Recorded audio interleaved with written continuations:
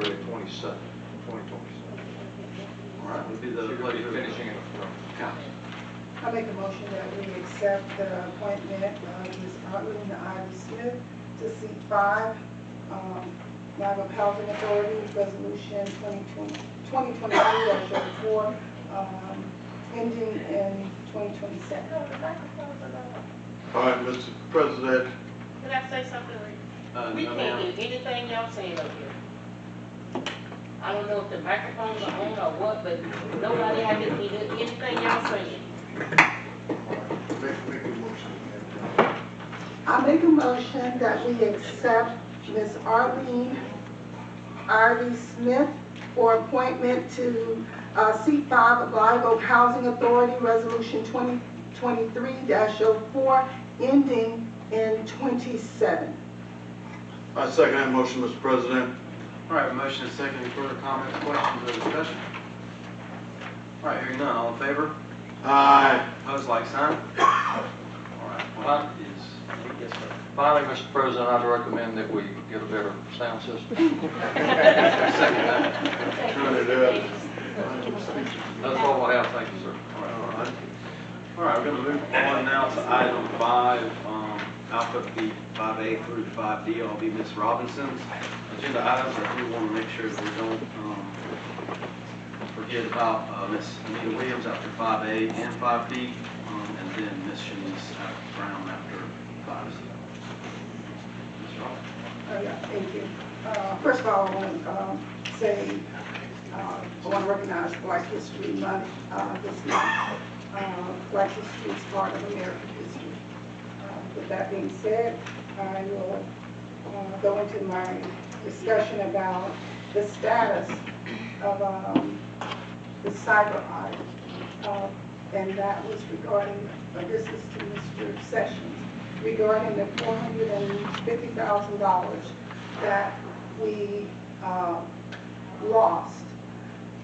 What is the status on the audit that this board had placed you in charge of enacting? So in August of 25, y'all asked me to do an RFP for audits for audit companies. And there were 5 of them: Cherry Baker, James Moore, Purvis Gray, Barry Dunn, and Baker Tilly. So I went out and did the RFP, but no one followed up and asked me to do anything more. I've had on my desk since August.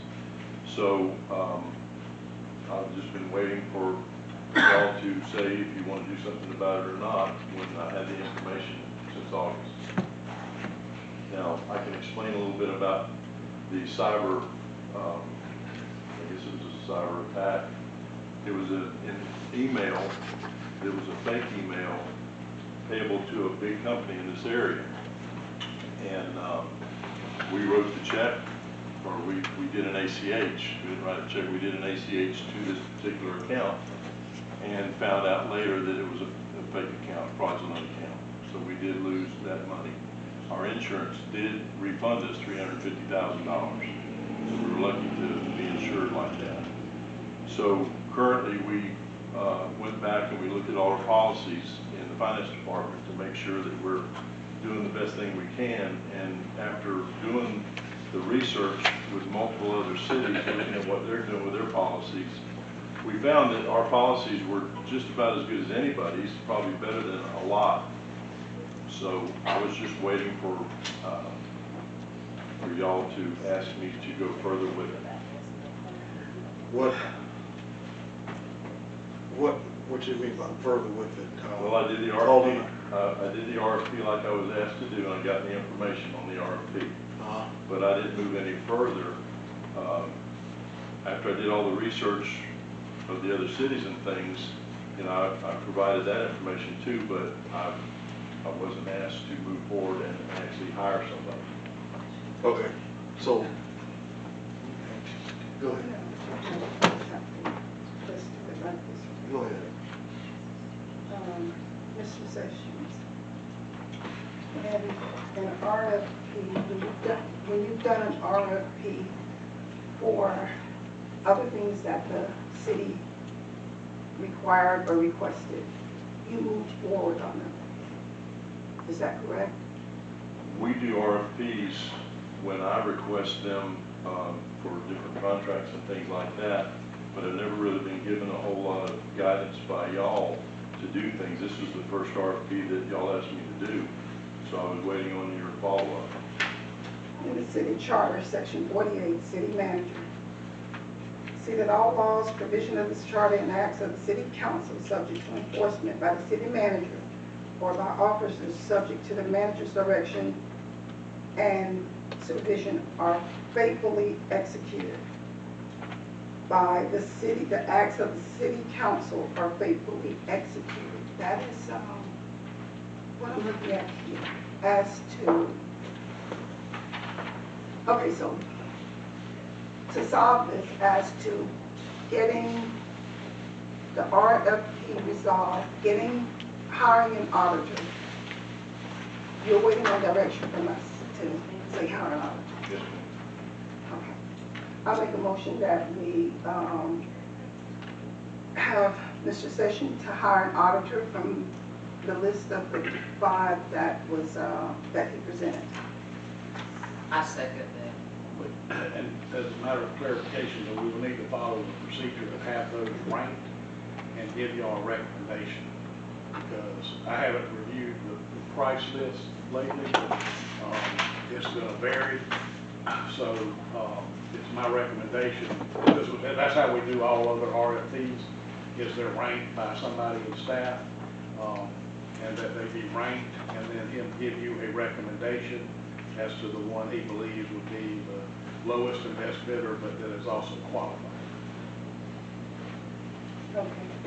That way, because y'all are the stewards of the money, so y'all should have that opportunity. So this audit is an internal audit. Didn't we hire an audit company last year? Yes, sir. We Will had- they be doing the, Well, we had an internal audit that was Right. done. We had a physical audit, and actually the company that we had do our audit is one of the people that proposed to do the other audit here also, to look at our policies and procedures for cyber. so are they gonna charge us again? Yes, sir. They'll charge us again, and I'm sure that these current rates that we got back in August probably changed. So we'll have to make a call out to each of them to see if they've changed their amount for this audit, so we can rank them. I'd recommend that be done and that we put that as an agenda item on the March meeting. And that way y'all will have the rankings, the dollar amounts, and can review them all and compare them for yourself. I just have to ask this question. How long is it going to take us to really get this done when we have gone through this not once, but twice? We have thought of, or more, that we have brought this up in this forum. And now we get the answer of, oh, you all did not tell me to move forward.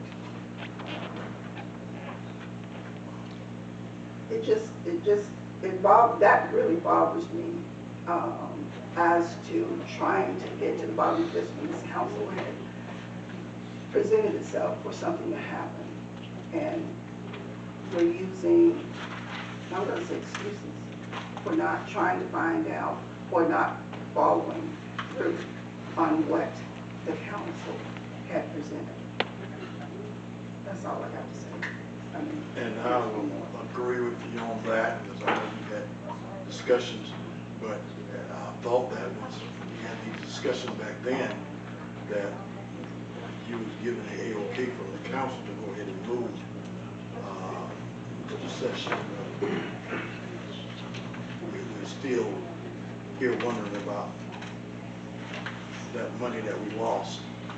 Part of the problem was it was under investigation for the longest period of time. And I can ask the police department, and it was still under investigation when it was actually brought up publicly. And so at that time is when y'all asked me to do this because it was brought up. I don't know if there's ever been any resolve to it, but when it was brought up the last time during the meeting, it was still under investigation, and I was not supposed to talk about it. So That's why I didn't do anything for the longer, because you act like I was trying to hide something, but I'm not. When things are under investigation, they're under investigation. Right, well, I think we can understand that, it was under investigation. But law enforcement, Chief Davis, who can answer that question about? Don't want to put you on the spot. Okay.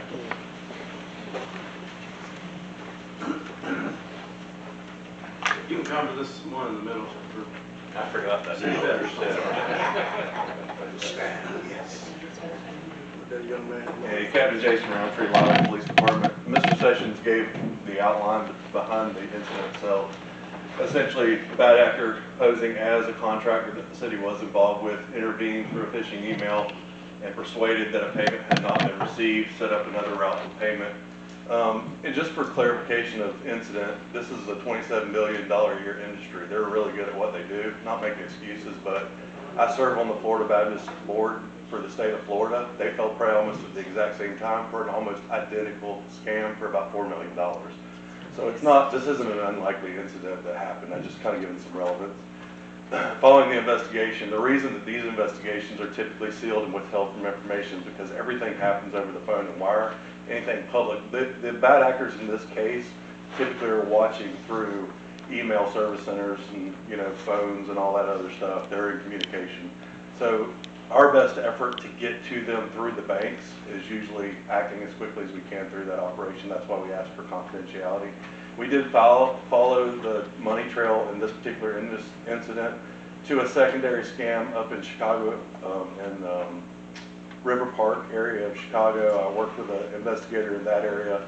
An elderly woman had fallen prey to, at the same time, a lover scam through what is probably a group of bad actors, and we followed our currency through to cyber currency. At the point that it reaches cyber currency conversion, it becomes very difficult to trace. Early on in the investigation, we did make a federal report through IC3 at the FBI. I'm sure you can understand that they receive not hundreds of thousands, but millions of dollars, so how much they pay attention to these individual operations is dependent upon how much work is on their table, and that's where it becomes difficult to track and trace cyber currency as it goes through that chain and oftentimes overseas. So this money was traced up into that point. We still have the information for the individual in that area. We still have contact with the investigator. I would say hopes of sourcing where that money is at this point are low, if that clarifies it for you. So the possibility of getting whatever remainder money, we got some back, right? Yes, sir. Now, there's no way to get whatever remains. Yeah, my professional opinion in this circumstance, based on what I've experienced in the past at the conversion of cyber currency, unlikely. A lot of times it goes to non-extraditing countries, even if you can source the cyber currency back to a country source, which is difficult in and of itself because it's web currency at that point. It becomes really difficult because you may be dealing with a non-extraditing country, and or at our level and financial level to intervene versus federal level to intervene where they have much more resources, but they're also dealing with much bigger crimes. It kind of just gets separated from that. Your ability to reach out and get back. We did report to our partnerships with the FBI and different resources like that. We have had success in the past in similar situations. Usually they're linked to a bigger investigation that the FBI may be doing and get pulled in that way. So, but at this point, I would say my expectations of trying to track that down and return that funds that the insurance, minus what the insurance has already recovered, is probably a low expectation. Okay. Charlie, there's a loss. Well, yes, I understand about recovering the money, but the question at hand that we're dealing with is that we asked for an audit that we have never received. And that's not on Yes, you. I'm stepping back. Yeah, that is not on you. That is something that this council had given to our city manager to do, and it just never happened. I'd like to say too, I'm curious as to not just the RFP stuff, the information that comes back, the financial piece, but the scope and depth and breadth of what they're actually auditing and looking at, because I want to make sure if we're going to spend the dollars to do this, which I think it's warranted 100%, I agree, that we're focused on the well, I'd like to know exactly what we're trying to, All these came Nail from down. companies, and we asked them to do a proposal for auditing services for the finance department, policies and procedures. Okay. Because it was a cyber issue, we wanted to make sure that our cyber policies and procedures were proper. And that's what I asked them to get ready for if we ever wanted to hire them. I just want to say one thing. If you did all that work, you did what you were asked to do, then it goes back to the communication. Did you tell us in August that, okay, I've completed my work you asked us me to do, what do you all want to do? No, I did not, because I wait for communication coming back to me also, but I don't get a whole lot of communication back to me. So I did what I was asked to do, tasked to do, and figured if it was that important, somebody would come back and say, what have you found out? I had it all on my desk since August, all the different RFPs, so if I need to be the complete communicator, I guess that's what I need to do in the future. I would agree that communication is a two-way street, and I think that, I mean, communication can be better in all respects, in all regards here, so, I mean, without pointing any fingers, you know, myself included. So. All right, so, But- would be the, I guess it's really there's no motion or anything to make in this instance, but it'll be as I understand, Mr. Attorney. Be a follow-up to confirm the prices, so the council will know exactly, you know, what they're gonna spend. And then, typically a 3-person panel will rank them. And then we'll provide y'all with the ranking results and each of the ones that are still interested, you know, with their prices, so you can look at it. And then obviously at the point you make a decision, we have to look at how we may have to do a budget item. Once we approve it, we then have to come back and maybe look at where we take that from somewhere else in the budget, but we can at least get this step going. That is already in the budget. That was talked Okay. about, that is already in the budget. We had said that this is what we were going to do. I don't know why we're trying to find ways to navigate around this right here. When the 5 of us said this is something that we want. But every instance, we're trying to come up with a way that we can say, oh, now it costs too much, so we don't want to do it. That is not what, it is in the budget. October, we placed it in the budget. I wasn't implying it was cost too much. I did not, of course, I don't come to a lot of the budget hearings. I didn't know if it was in there. If it's in there, then that's great. That's just one less step. All right, and then, so now, Mr. Sessions, when, now we should expect to have a report next month's meeting. Oh, I have you on before that. I'll reach out to all of these RFP people that actually has to do this, and I'll give you some information prior to that. It should take about, maybe by the end of the week or early next week to get an answer from all of them. All right, do you send it in an email to each council? Thank you, sir. So that's the expectation. So next month, there will be one of the agenda items up under your item. Yes, sir. Yes, sir. All right. Okay. Good with that for now? Yeah, for now. All right, and then, okay, so moving on to the 6B. Okay. Ms. Williams, I know you had items 5A and 5B is where you wanted to speak. You want to wait till after I can 5B? do it after both. Okay, perfect. They go together. Yes, ma'am. Okay, Mr. Session, I know that at one point in time, that he had given us a resolution as to what had happened about the $60,000 where we were with that. Can you,